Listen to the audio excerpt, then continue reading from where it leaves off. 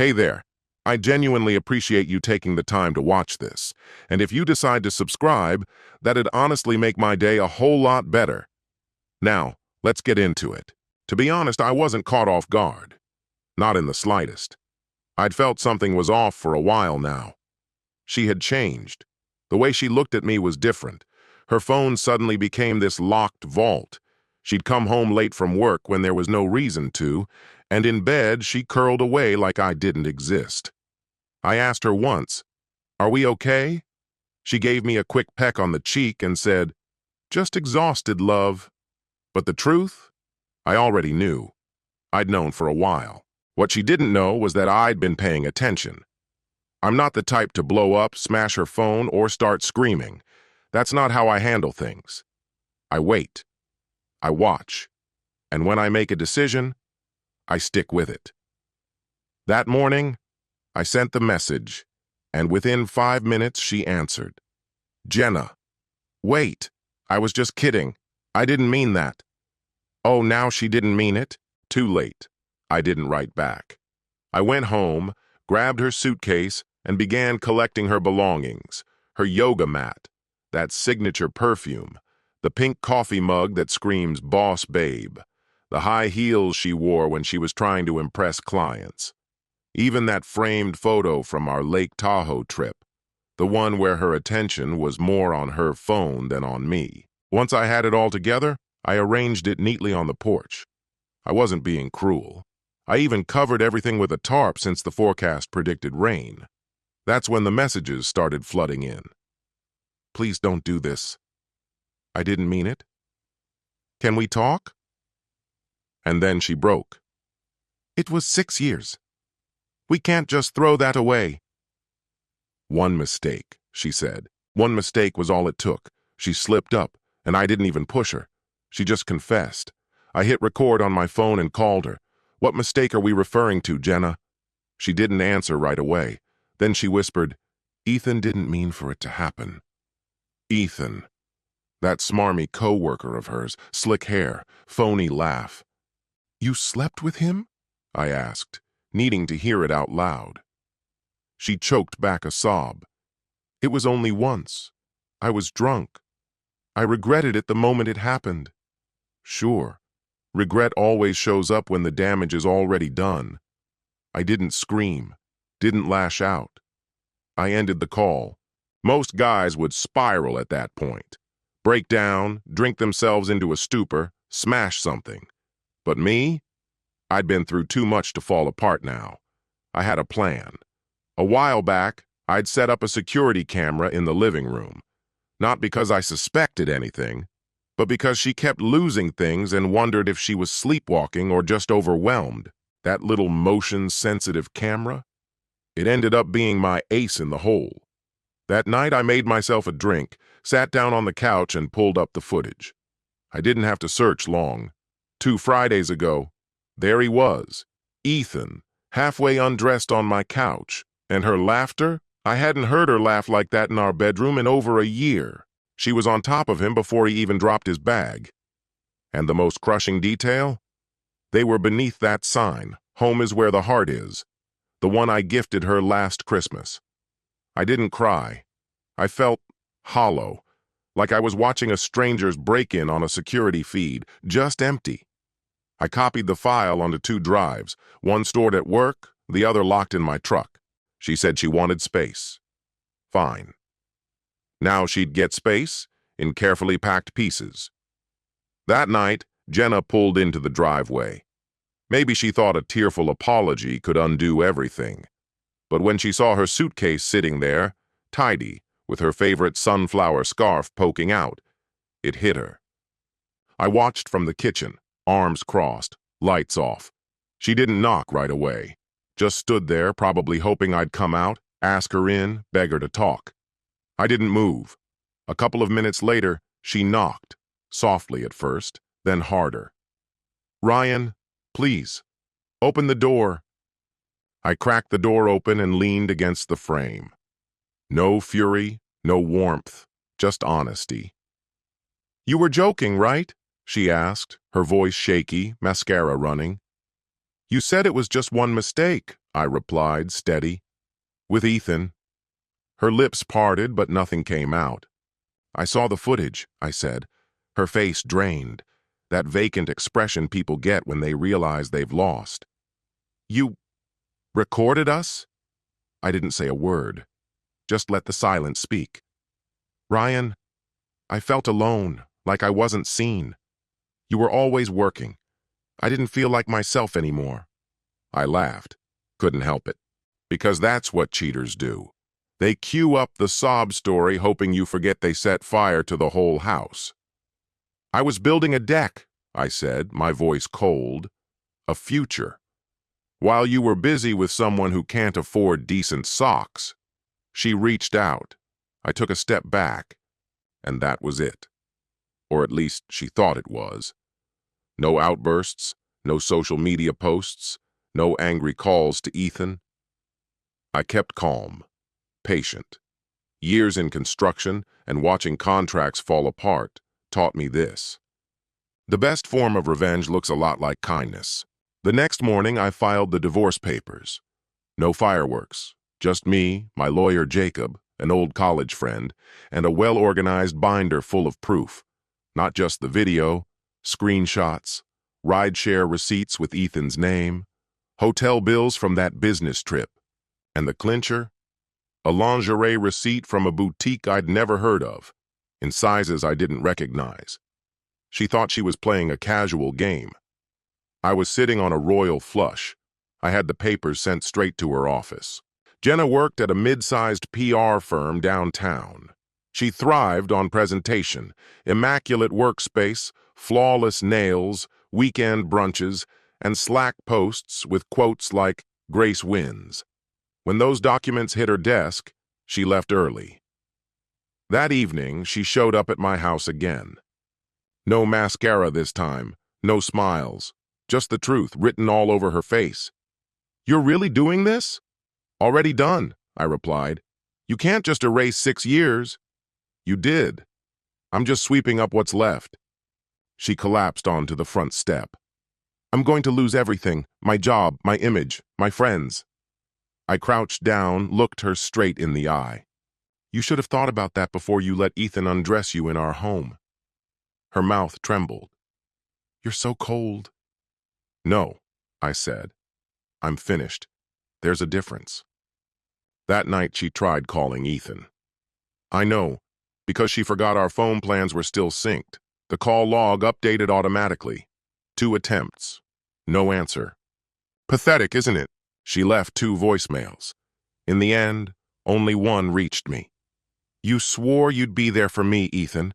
You said Ryan finding out wouldn't change anything. So where are you now? And where was he, really?"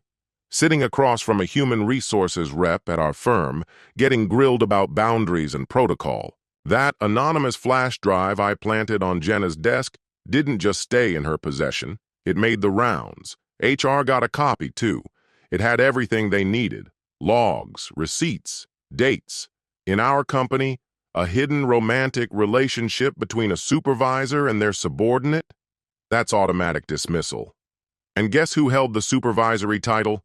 That's right. Jenna walked away with a suspension. Ethan? Fired. Fitting, maybe. But that wasn't the actual win. The real payoff hadn't landed yet. Jenna thought I was out for revenge. She couldn't see that I was evolving. While she scrambled to put out flames of her own making, I was busy drafting a new blueprint for my life. That part came later, and she never saw it coming. 3 weeks after the divorce paperwork was filed, I got a text. Just 4 words. "Can we talk?" I didn't reply. Not out of resentment, just clarity. I'd already left the house we once pretended was our forever, cleaned it, signed over the mortgage, and disappeared. She had always wanted her independence. I handed it to her, no strings attached. I, on the other hand, had moved into a quiet little condo near the lake. Nothing grand, but peaceful. No eggshells, no unspoken tension. No more emotional landmines. Just me, some late-night delivery food, and a silence I had grown to appreciate. But I wasn't hiding. I was building. I'd always been the dependable one. Jenna used to mock my nights buried in spreadsheets from my job in construction logistics. I wasn't flashy, I wasn't loud. But I knew systems, I understood behavior, and I knew how to design something from scratch. So I started building. While Jenna tried to patch up her image, I focused on something I'd dreamed about for years, an app to streamline crew scheduling and logistics for small construction companies. The giants in the industry never catered to the little guys. I wanted to level that field. I called on two old friends from engineering school. We burned through nights with marker-stained whiteboards and cheap beer. Within a month, we had a functional prototype. I named it Brick Logic. Then something unexpected happened. Interest. Word spread. Site leads and project managers started reaching out. Even a few ex-coworkers asked if I'd finally gone solo. In 4 weeks, we landed 6 clients. 2 weeks after that, 12. And then another message from Jenna. Saw your LinkedIn. Congrats on the startup. You've really grown. I didn't answer, but I read it. And that's when I understood. She wasn't seeking forgiveness. She was curious, possibly jealous. It wasn't guilt. It was regret that her bet hadn't paid off. She'd rolled the dice on Ethan and lost. Now she was circling back, not to me, but to my momentum, to what I was becoming. She wanted a piece of it, but it was too late, because I had something she never did: clarity and direction. Around that time, one of our early investors invited me to a rooftop networking event downtown. Suits, champagne, skyline views. I almost skipped it, but something told me to go. That night shifted my world. The music was low, the breeze just right. I wore the only blazer I owned. Within minutes of arriving, I accidentally bumped into someone. Not Jenna, Emily. She used to work in finance but had pivoted into startup consulting and early-stage funding. Her smile made you forget the time, and her voice drew you in without effort. We talked, we laughed, we shared stories, mostly about former partners who chose betrayal over honesty. For the first time in a long while, I felt seen. Before we parted, she handed me her card. If you ever want to grow Brick Logic or grab coffee, let me know. I did both. With every new conversation I had with Emily, Jenna's shadow faded more. Jenna had been the storm. Emily was the calm after it passed. But I still had one last thread to snip. Not from anger, but for closure. 2 months after I moved out, word got around, Jenna had officially been let go. Ethan had reportedly gone back to Denver. Jenna's social media had transformed, from champagne brunches and my person captions to cryptic mantras about self-healing. I didn't laugh. I didn't pity her. I just didn't feel anything. But there was one thing Jenna never realized. The SUV she drove was in my name. Her credit had been too damaged when we bought it, so I co-signed. Legally, the vehicle was mine. After the split, she didn't bother to refinance, just assumed it was hers. So I waited. Then I contacted the bank, submitted the divorce judgment, and they greenlit the repossession. Quiet, clean, final. One morning, a message popped up. My car's gone. Did you do this? What the hell, Ryan? I never replied. I made a different call instead, to the animal shelter. Lucy, our Labrador rescue. Jenna insisted on keeping her when we split, but something felt off, so I asked about her vaccination records. The shelter said she had been surrendered, just dropped off, abandoned, like so many other things Jenna couldn't follow through on. I picked her up the next morning. She looked thinner, but when she saw me, her tail wagged like she remembered. Like she knew I never stopped being hers. Then came the final card, the house. The one we once called ours. Jenna had stayed after I left, assuming it would remain hers. But I had evidence. Proof she broke multiple terms of the prenup, including infidelity. Jacob, my attorney, filed everything. The court reviewed it all. Texts, video snippets, location logs, and the ruling was clear. Ownership reverted to me. She had 60 days to vacate or pay full market rent she couldn't afford. And then one day she showed up. No glam, no pretense, just worn out and faded. Can we talk? she asked. I didn't let her in. I stood outside with Lucy. Jenna looked around. This was supposed to be our life. No, I replied. This was supposed to be mine and someone loyal's. She swallowed, her breath uneven. I was lost. I didn't even know who I was anymore. And I was your mirror, I said. You just didn't like what you saw. Her eyes filled. I'm sorry. I nodded. I believe you. But that doesn't undo anything. She looked up. Do you hate me? I don't, I said. There was no reason to explain further. Any more words would have hinted at lingering emotion. That's when she understood. I was empty. No fire, no bitterness, no love. Just quiet. She didn't argue. She simply turned, walked to her friend's car, and drove away without looking back. I stood there for a while, letting the stillness settle in, letting the weight of the past dissolve. Then I turned, stepped back into the house, and continued building the life that was finally mine, one she could no longer claim or damage. Revenge? It didn't scream. It didn't seek to wound. It arrived as a quiet epiphany. Not mine, but hers. The truth that I no longer needed her, and the silence I left her with. That was the final blow. 1 year later, I stood at the front of a crowded auditorium. Contractors, investors, and engineers all waiting as I stepped up beneath a glowing screen that read, Brick Logic, Shaping the Future of Construction. When the applause came, it was full and real. We weren't just a startup with potential. We had results. We just posted over $1 million in quarterly revenue. I scanned the crowd and saw Emily in the front row, smiling. Not the kind of smile that demands credit, but the kind that comes from unwavering belief. And me, I felt lighter than I ever had.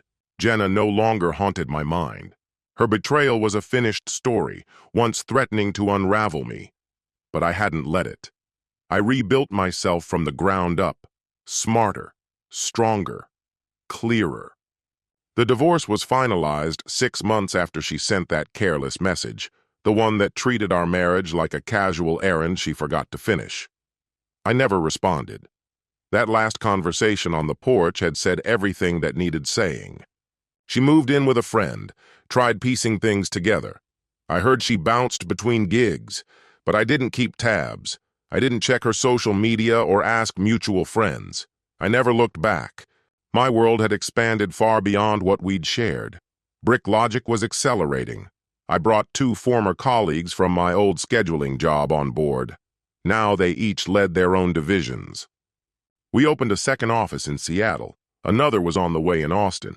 I wasn't surviving anymore. I was thriving. And at night, in the quiet, Lucy would curl up at the foot of the bed, and Emily would lie beside me, someone who listened when I talked and meant it when she asked about my day. But then there was this one day, a Tuesday, nothing special, months after the dust had long settled. I was grabbing a few things at the grocery store, turning down the cereal aisle when I saw her. Jenna. Hair pulled back, hoodie and jeans, slow-moving, pushing a nearly empty cart. She looked worn. Our eyes met, briefly. Her lips parted, maybe to say something. I offered a calm, simple smile. Then I kept walking.